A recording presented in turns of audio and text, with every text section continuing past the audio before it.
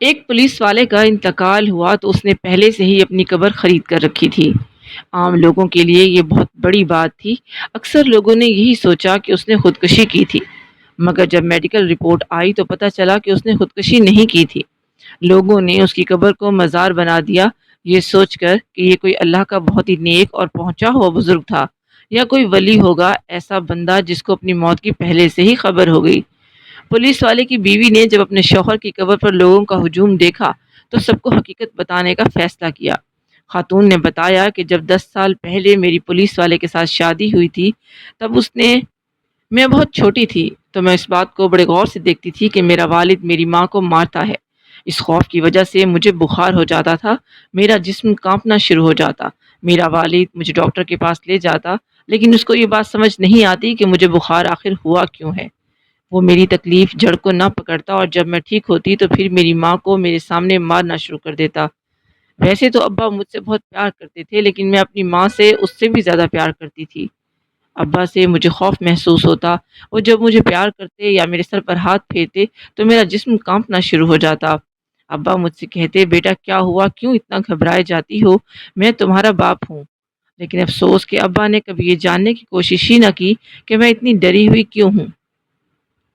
میری 2 بہنیں اور ایک بھائی تھا۔ ایک دن اسے کالج سے دیر ہو گئی، لیکن امی نے ابھی تک ناشتہ تیار نہیں کیا تھا۔ وہ امی پر چلا رہا تھا کہ جلدی سے ناشتہ تیار کر دو۔ امی نے کہا کہ چلاؤ مت اور تھوڑا صبر کرو۔ بھائی کو بہت غصہ تھا، اس نے ایک پتھر اٹھایا اور امی کے سر پر دے مارا۔ ابا یہ منظر اپنی آنکھوں سے دیکھ رہے تھے۔ وہ فوراً اپنی جگہ سے اٹھے اور بھائی کو مارنا شروع کر دیا، لیکن امی نے ابا کو روک لیا۔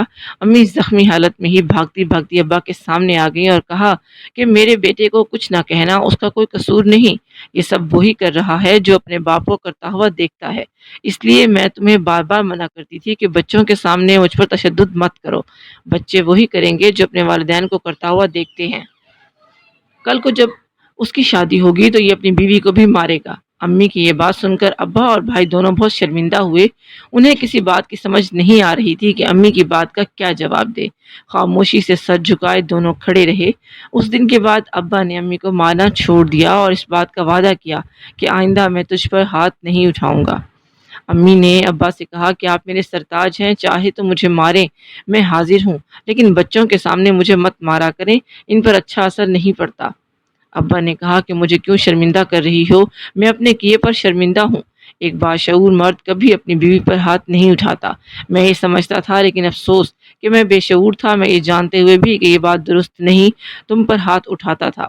اس دن کے بعد ابا بھی مجھے پیار کرنے کی کوشش کرتے اور میرے سر پر شفقت سے ہاتھ پھیرتے تو مجھے خوف محسوس نہیں ہوتا تھا۔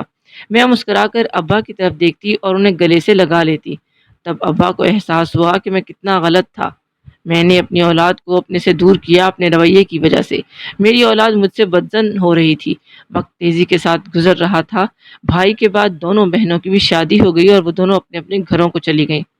میری تعلیم مکمل ہوئی تو ابا کو میری شادی کی فکر لاحق ہو گئی۔ میں ابھی شادی نہیں کرنا چاہتی تھی، کیونکہ امی کا میرے علاوہ کوئی خیال رکھنے والا نہیں تھا۔ بھائی شادی کے بعد ہم سے الگ ہو چکے تھے۔ میرے لیے ایک پولیس والے کا رشتہ آیا تو ابا نے فوراً ہاں کر دی۔ اس آدمی کا نام مراد تھا اور اس کی عمر 40 برس تھی۔ میں نے امی سے کہا کہ امی جان، ابھی میری شادی مت کیجیے، میں اس شخص کے بارے میں جاننا چاہتی ہوں کہ وہ کیسا ہے۔ اکثر پولیس والے تو ایسے نہیں ہوتے کہ آنکھیں بند کر کے بندہ ان پر اعتماد کر سکے۔ کچھ پولیس والے بہت ایماندار ہوتے ہیں، لیکن اکثر رشوت خور، زانی اور شرابی ہوتے ہیں۔ رشوت سے ان کا پیٹ نہیں بھرتا اور وہ ظالم بھی ہوتے ہیں۔ خدا را مجھے کچھ وقت دیجیے تاکہ میں اس کے بارے میں کسی ذریعے سے معلوم کر سکوں کہ وہ کیسا آدمی ہے۔ اگر وہ اچھا آدمی نہ ہوا تو میری تو زندگی برباد ہو جائے گی۔ امی نے ابا سے بات کی تو ابا نے اس بات کی یقین دہانی کرائی کہ وہ اچھا آدمی ہے۔ میں نے اس کے بارے میں پتہ کرانے کی کوشش کی تھی، وہ اس طرح کا نہیں جیسا میری بیٹی سمجھ رہی ہے۔ ویسے بھی آج کل ایک اچھا روزگار حاصل کرنا کتنا بڑا مشکل کام ہے، اور میری بیٹی تو خوش نصیب ہے کہ اسے اچھے روزگار والا شوہر مل رہا ہے۔ ہماری دھوم دھام سے شادی ہوئی۔ شادی کے 1 سال بعد امی مجھے چھوڑ کر ہمیشہ ہمیشہ کے لیے چلی گئیں۔ امی کی وفات کا مجھے بہت زیادہ افسوس ہوا۔ امی کے بچھڑنے کے بعد مجھے ایسا محسوس ہوتا تھا جیسے میں اندر سے ٹوٹ چکی ہوں۔ مجھے کسی چیز میں کوئی دلچسپی محسوس نہیں ہوتی تھی۔ ایسا محسوس ہوتا تھا جیسے میرے سر پر آسمان نہیں۔ ان حالات کو دیکھتے ہوئے مراد نے میرا بہت خیال رکھا اور کافی حد تک سنبھال لیا۔ 2 سال بعد اللہ تعالیٰ نے ہمیں ایک چاند سی بیٹی عطا کی۔ مجھے بہت خوشی ہوئی، لیکن میں نے یہ محسوس کیا کہ مراد کو کسی قسم کی کوئی خوشی نہ ہوئی۔ 1.5 سال بعد جب میری دوسری بیٹی پیدا ہوئی تو مراد کا اصلی چہرہ میرے سامنے آ گیا۔ وہ بالکل بدل چکا تھا۔ بیٹا پیدا نہ کرنے کی وجہ سے وہ مجھ پر خفا تھا اور ہاتھ اٹھانا شروع کر دیا۔ میں نے مراد سے کئی بار کہا کہ خدا کا خوف کیجئے، بیٹا یا بیٹی میرے بس میں نہیں، یہ تو اللہ کی دین ہے اور تم مجھ سے زیادہ پڑھے لکھے اور عمر میں بڑے ہو۔ یہ بات اچھی طرح سے جانتے ہو کہ اولاد کی پیدائش میں زیادہ حصہ دار باپ ہی ہوتا ہے، مگر وہ جان بوجھ کر میری باتیں سنتا ہی نہیں تھا اور مسلسل مجھے یہی طعنہ دیتا کہ کیسی منحوس عورت گھر لے آیا ہوں، اس کے ہوتے ہوئے مجھے خوشیاں ملنے والی نہیں، میں کبھی خوشیوں کا منہ نہیں دیکھ پاؤں گا۔ وہ اتنا بے حس انسان ہو چکا تھا کہ میری چھوٹی بیٹی ابھی 6 ماہ کی بھی نہیں تھی کہ اس نے مجھ پر ہاتھ اٹھانا شروع کر دیا۔ میں اس دن اپنی قسمت پر بہت روئی تھی۔ بچپن میں ہی ابا کے ہاتھوں ماں کو مار کھاتے دیکھا اور اب میرا شوہر اکثر مجھے مارتا رہتا۔ ایک دن اس نے ایک ایسا کام کیا جو میں خواب میں بھی نہیں سوچ سکتی تھی۔ مجھ سے سالن میں ذرا سا نمک تیز ہو گیا تو مراد کو اچانک مجھ پر غصہ آیا۔ وہ اپنی جگہ سے اٹھا اور میرے سر پر ایک زوردار مکہ مارا، ایسا مکہ کہ میرا سر چکرانے لگا اور مجھے کسی چیز کا ہوش نہیں تھا۔ میں بے ہوش ہو کر گر پڑی۔ مراد نے جب مجھے اس حالت میں دیکھا تو بھاگا اور پانی لے کر آیا۔ مجھے ذرا سا ہوش آیا تو میں نے پانی مانگا۔ مراد نے مجھے پانی پیش کیا اور اس کے بعد مجھ سے معافی مانگنا شروع کر دی۔ وہ اکثر ہی ایسا کیا کرتا تھا، پہلے مجھ پر ہاتھ اٹھاتا، مجھے مارتا، پھر رو رو کر معافی مانگنا شروع کر دیتا، مگر اس دفعہ میں اسے معاف نہیں کر سکتی تھی۔ اس دفعہ معاملہ کچھ اور تھا، کیونکہ اس دفعہ اس نے جو مکہ مجھے مارا اس کی وجہ سے میرے حرام مغز نے کام کرنا چھوڑ دیا۔ میرے جسم کا نچلا حصہ بیکار ہو چکا تھا، میں چلنے پھرنے سے معذور ہو چکی تھی۔ میری معذوری کو دیکھتے ہوئے مراد اکثر میرے سامنے بیٹھ جاتا اور مجھ سے معافیاں مانگتا۔ میرے والد کو جب میری معذوری کی خبر ملی تو اسے افسوس ہوا، لیکن مراد نے میرے اس معاملے کو ایک حادثے کے طور پر پیش کیا۔ میں بھی خاموش رہی اور اپنے شوہر کی اپنے باپ کے سامنے عزت رکھ لی۔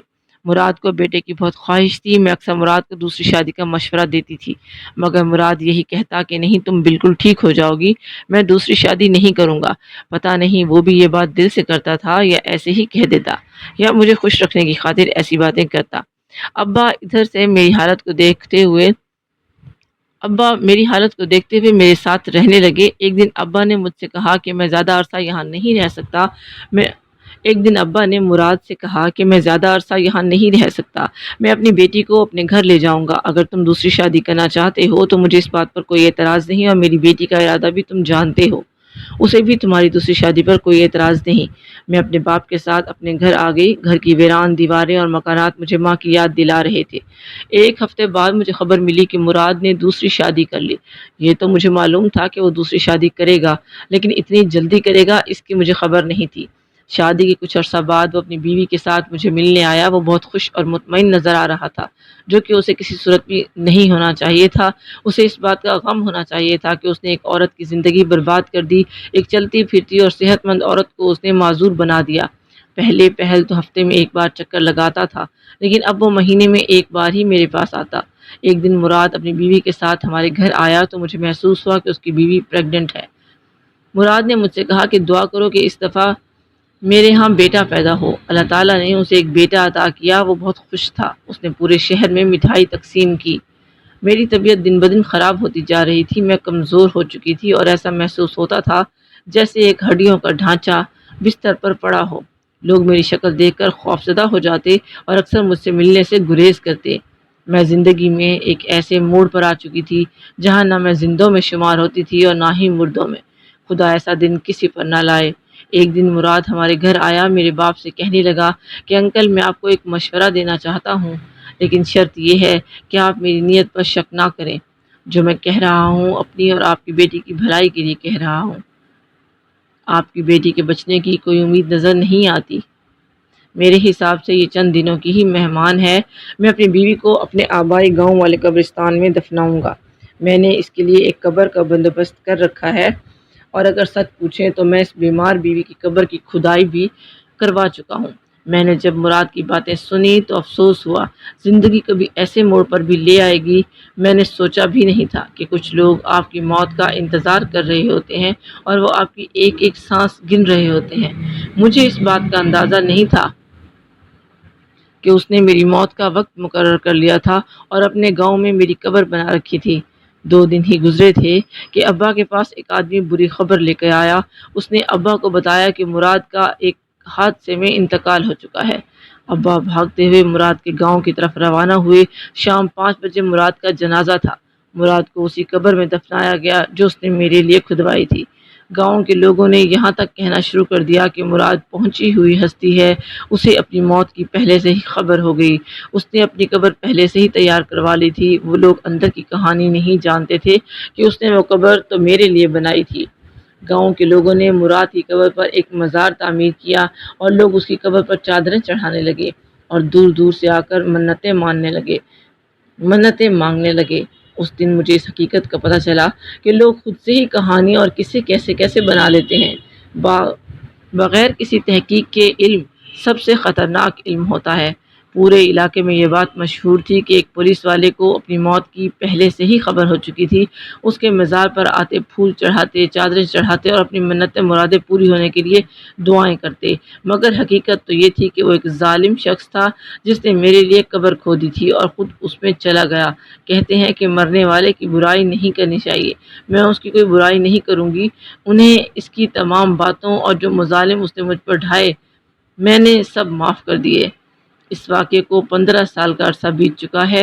میں اب بھی زندہ ہوں، گو کہ معذور ہوں، لیکن آرام دہ زندگی گزار رہی ہوں۔ میری 2 بیٹیاں ہیں جو کہ اعلیٰ عہدوں پر فائز ہیں اور وہی میری واحد سہارا ہیں۔